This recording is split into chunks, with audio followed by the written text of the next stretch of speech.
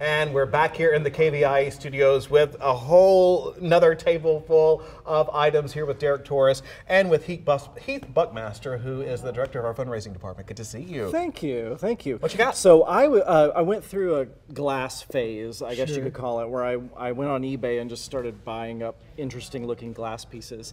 And so this is the piece that caught my eye.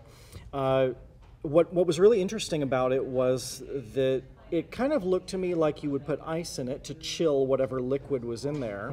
Right. I thought, gosh, I want to fill it with white wine and put it on the table. Right. But I also was really fascinated by these interesting stoppers. You know, it's not a cork. No. It's kind of this almost corn husk that's been wound together to create a stopper for the bottle.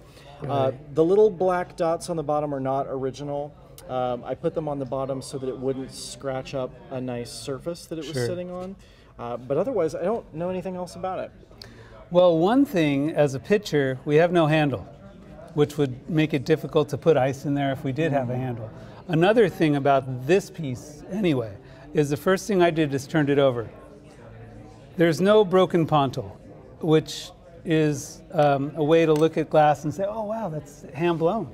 Someone like blew this, and there's no ground pontil, which would also tell me that. There are glass bubbles in it. I think that your assumption with the ice is really good. You know, it has an applied neck. The lip is also molded. It's not applied. If it were applied, we would see a beginning and an end. Okay. I think it's likely 19th century, probably early 20th century. I do like the idea of ice being kept in there. As far as the definitive purpose for this, one can only guess, but I really think that the idea of keeping a liquid cool in this is the likely reason for this. Okay. As far as it being blown, it's not blown. Okay. You know, it doesn't matter. It's still a really good piece of glass.